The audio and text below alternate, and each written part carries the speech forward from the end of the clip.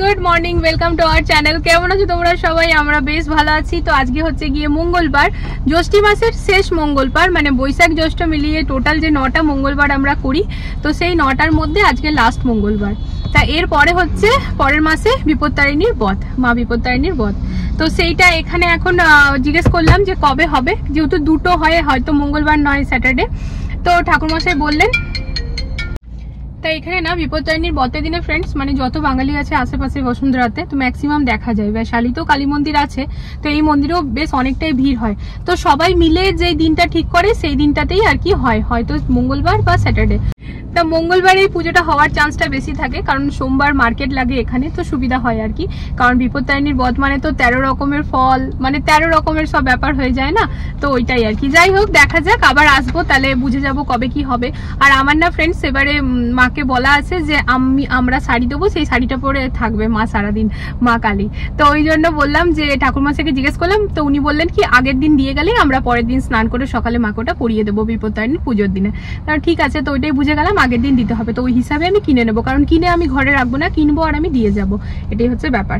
তো যাই হোক, চলো ব্লগটা তাহলে স্টার্ট করলাম। সকাল থেকে অনেক কাজকর্ম করেছি, সেগুলো আর শেয়ার করতে পারিনি। উপাস করেছিলাম তো ফ্রেন্ডস, মানে উপাস করাটা বড় ব্যাপার না, আমার প্রায় দিনই পুজোর চক্করে 12টা বেজে যায় খেতে। মেন হচ্ছে আমার জল না খেলে না কথা বলতে খুব কষ্ট হয়, তো জল আমি যেহেতু অনেক বেশি খাই সেই জন্য। তা সকাল থেকে আর একদম সকাল থেকে ব্লগটা স্টার্ট হয়নি, এখন প্রায় 11:30 বাজছে। তা চলো, পুজো টুজো হয়ে গিয়েছে, এবারে যাচ্ছি বেলের শরবত খেতে। বেলের শরবত খাবো আর বাবুদের জন্য নিয়ে যাব। এই যে আমাদের বেলের শরবত, ঠান্ডা আছে, খেয়ে নিয়ে আর ঘরের জন্য নিয়ে যাবো। গ্লাসটাতে ঠান্ডাটা বোঝা যাচ্ছিল না, আছে আছে বেশ। সেদিন বৈশালী থেকে ফ্রেন্ডস 100 টাকা কিলো আম নিয়ে এলাম, আর আজকে এখানে 140 টাকা, গায়ে লাগে না? তো যাই হোক, এখন আমি দুটোই নিলাম। আম নিয়ে এসছে কালকে বাবা মান্ডে মার্কেট থেকে, কিন্তু ওইটা না, ওই আমগুলো, ওটাকে কি বলে ভুলে যাচ্ছি, যেগুলো গোটা খায় না সেই আমগুলো, তো ওটা দিয়ে চিড়ে মাখা যাবে না। তো চিড়ে মাখার জন্য এখন দুটো আম নিয়ে নিয়েছি। এরপর বরকে বললাম চলো বৈশালী যাবো, পরে কখনো সেখান থেকে বেশি করে আনবো। আর ওই যে দেখো মাদার ডায়েরি, ওখান থেকে দই নিতে হবে। ঘরে কালকে দই পাতা হয়নি, তো দই নিতে গেছো, নিয়ে আসুক। তারপর ওখানে না ভুট্টা বিক্রি হচ্ছে, ভুট্টা নিয়ে যাবো। আমার চিম্পু মা না ভুট্টা পোড়া খেতে খুব ভালোবাসে, তা বাইরে থেকে পোড়া নিয়ে গেলে না ওটা অতটা ভালো লাগে না, কারণ ওরা পুড়িয়ে রেখে দেয়। আর ঘরে যখন আমি সাথে সাথে পুড়িয়ে দিই না, ও খেতে এত টেস্টি করে খায়। এমনিতে ওকে না খাবারের জন্য ওর পেছনে সাধতে হয়, ঘুরতে হয়, খা মা খা মা। ভুট্টা ওর হাতে দিয়ে দিলে একদম আধা ঘন্টার মধ্যে শেষ করে দেবে বড় গোটা ভুট্টা। তো ওটাই ওর বাবাকে বললাম চলো নিয়ে নি। তো যাই হোক, এমনি করে কে আনে, যদি পড়ে যেত। এটা ছোটটা আছে, সেটা দুটো নিলাম। তো দুটো কেন নিলে? একটা নিলেই তো হতো। তাড়াতাড়ি পড়ে যাবে কিন্তু। খাবেঙ্গে না? খাবেঙ্গে? এত জিনিস কেন, কিন্তু একটাও নিজে নিয়ে খাও না, হাতে দেবো তবে গিয়ে খাবে।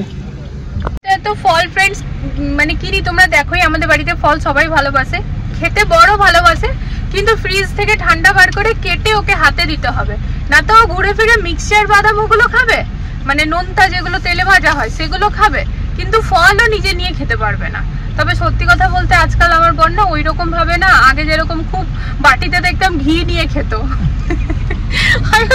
তুমি বাটিতে চামচে করে ঘি কেমন করে খাচ্ছ, বলছে দারুণ লাগে। তবে আজকাল ও খুব কন্ট্রোল করে দিয়েছে, অমনি করে আর খায় না। তার পাশে আছে যেমন আর লিচি, তো লিচিওয়ালা ভাইয়াকে বলছি ভুট্টাওয়ালা ভাইয়া কোথায়, ঢাকা দেওয়া আছে, বলছে ও তো গিয়া ঘর। আমরা বললাম চলো তাহলে আমরাও ঘর। এখনই খাওয়া দাওয়া করে ফ্রেন্ডস, এখনই তো ফ্ল্যাটে বেরাতে হবে, তখন নয় নিয়ে গাড়িতে রেখে নেবো। বাপরে বাপ, কি অবস্থা, এত হাওয়া দিচ্ছে, পুরো লু আর কিছুই না, চুলগুলো শেষ হয়ে যাবে আমাদের। তো এই যে ফ্রেন্ডস চলে এসেছি ফ্ল্যাটে, খাওয়া দাওয়া খেয়ে নিয়ে। সকালবেলায় সবজিটা তোমাদের সাথে শেয়ার করে দিয়েছিলাম, সয়াবিন আলু সবজি করেছিলাম, তো সেই কারণে এখন আর খাওয়ার সময় শেয়ার করলাম না, একই জিনিস কি বারবার করব। খাওয়া দাওয়া করে যথারীতি আমাদের যেখানে আসার কথা চলে এসেছি ফ্ল্যাটে। চলো এবার উপরে যাই। শুনলাম প্যানেলিংগুলো হয়ে গেছে দরজায়, কারণ আমরা যেহেতু আবার ডিসিশন নিয়েছি কি দরজাগুলো চেঞ্জ করছি। চলো দেখি আর তোমাদের দেখাই।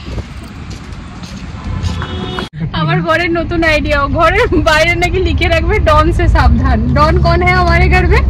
तो चिंपू को बार कर दो, देखिए यही डॉन है না। অ্যাকচুয়ালি ফ্রেন্ডস ও যা চিল্লায় না, এই আসার আগে না আমি আর বর দুজন মিলে, মানে বর কিছু বলেনি, আমি ঝামেলাটা করছি যে হ্যাঁ গো আমরা যে চারিদিকের কাজ করছি আর মেয়েদের হলিডে হোমওয়ার্ক এখনো আমরা টাচ পর্যন্ত করিনি, আর ওগুলোতে টাইম লাগবে। তখন ও বলছে তুমি শুরু করো, আমি বলছি তুমি শুরু করো। দিয়ে ফাইনাল আমরা এটাই করলাম যে আমরা দুজন মিলে শুরু করব। দিয়ে আমরা তো চুপ হয়ে গেলাম, হঠাৎ দেখছি বাবুরা দুজনে চিল্লাচ্ছে। চিম্পু ও দিদি ভাইকে বলছে সব ব্যাপারে তুমি আমার মাথা গরম করে দেবে না, ছোট একটা মাথা সেটা গরম হয়ে যায়। দিয়ে বাবা বলছে এই ছোট মাথা ওটা আবার গরম হচ্ছে। তাই বললাম আমাদের ঝগড়া হলো ওইটা দেখে কি ওরা ঝগড়া করছে। তো যাই হোক ফ্রেন্ডস, আমি বললাম ফ্ল্যাটে গিয়ে শেয়ার করছি, ফ্ল্যাটে আমরা ঢুকিনি। তো তার মানে ফ্ল্যাটে আর কি যাচ্ছিলাম আমি তো জুনেদ ভাইয়ার সাথে আর কি, দিয়ে পরে চলে গেছিলাম আমরা লুয়ার্স সিলেক্ট করতে। তা জুনেদ ভাইয়া আমাদেরকে লুয়ার্সের ওখানে নিয়ে গিয়ে লুয়ার্স তো আমরা সিলেক্ট করলাম। টিভি প্যানেলের যে ইয়েটা মাইকাটা সেটাও ভাইয়া নিয়ে নিল। আর আমরা আজকে নতুন একটা মানে আমাদের ফ্ল্যাটে প্রথম নতুন একটা জিনিস হচ্ছে চারকোল প্যানেল, তাই তো? হ্যাঁ আমাদের ফ্ল্যাটে। আর জুনেদ ভাইয়া বললো কি এই পুরো ইসের মধ্যে সোসাইটির মধ্যে এরকম কাউকে করেনি, এরকম নিজের মানে এরকম দেখতে পাইনি কারোর কাছে। মানে আমরা যেহেতু শৌখিন না, তো জুনেদ ভাইয়া ব্যাপারটা বুঝে গেছে, তো ওই রকম ভাবে সেও কাজগুলো ওই রকম দোকানেই নিয়ে যাচ্ছে যেখানে ওই টাইপের জিনিস পাওয়া যায়। তো ওই লালাজির কাছে যেতে হবে। তো এবারে কি হয়েছে না ফ্রেন্ডস, তো মানে আমি ওটাই বলছি কি মিষ্টি সবসময় ফ্রিজে রেখে দিও। তার কারণ হচ্ছে এরপর জুনেদ ভাইয়া যতগুলো কাস্টমার আসবে না সব থেকে প্রথমে আমাদের ফ্ল্যাটে আনবে, কারণ আমাদেরকে ওরকম সব থেকে ভালো যে কাজটা করেছে তার কাছে নিয়ে গেছিল। আর বাইরেও একটা নতুন আইডিয়া আজকে নতুন আমি দেখলাম আর বললাম ওইটা করতে, তো ওইটাও হয়ে যাবে। আমি ওটাই বললাম भैया जल्दी से काम को आप फिनिश करो, नहीं तो इनका काम ये बढ़ाते जाएंगे। मतलब वीडियो দেখছে আর এসে নিয়ে ভাইয়াকে বলছে এটা চাই ওটা চাই, ভাইয়া বলছে হ্যাঁ হয়ে যাবে। হ্যাঁ না কিন্তু আজকে বলে দিয়েছে আর কোনো স্পেস নেই কোনো কাজ করার। না ওটা ছিল, ওটা হয়ে যাবে ফার্স্ট ক্লাস হবে। তো মানে এতদিন অবধি যেটা জুনেদ ভাইয়ার বেস্ট কাজ ছিল সেটা জুনেদ ভাইয়া আমাদেরকেও দেখিয়েছিল, তবে জুনেদ ভাইয়ার হিসাবে এরপরে টোটালে আমাদেরটা হচ্ছে সবথেকে বেস্ট কাজ। মানে আমরা এক্সট্রা অনেক কিছু করাচ্ছি ফ্রেন্ডস। আমাদের ফ্ল্যাটে এলে না যারা কিনা 2 BHK তে অ্যাকোরিয়াম চাই, প্যান্ট্রি প্লাস ক্রকারি চাই, মানে 2 BHK এর মধ্যে সব কিছু আইডিয়া পেয়ে যাবে। তো সেই জন্যই আর কি।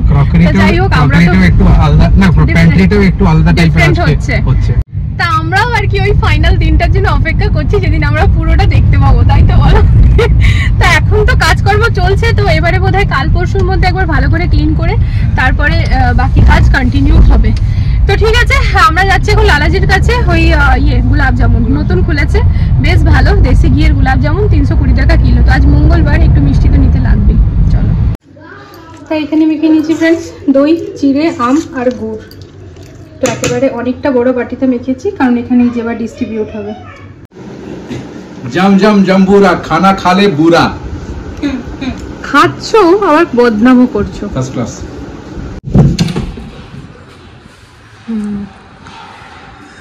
এটা হচ্ছে ক্রকারি ইউনিট। আমি অ্যাকচুয়ালি ওটা ওরকম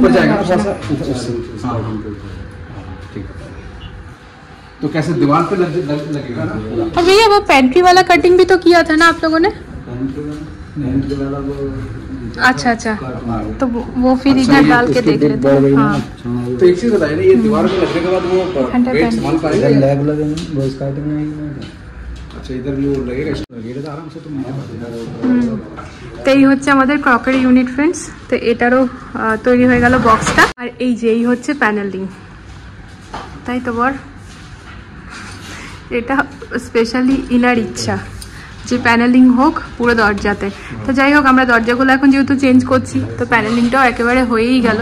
আর শুধু এই মানে এই দরজা নয় সবগুলোতেই ফ্রেন্ডস, এই যে ওয়াশরুম এইটাতে আর সেকেন্ড বেডরুম সবগুলোতেই করে নিয়েছি প্যানেলিংটা।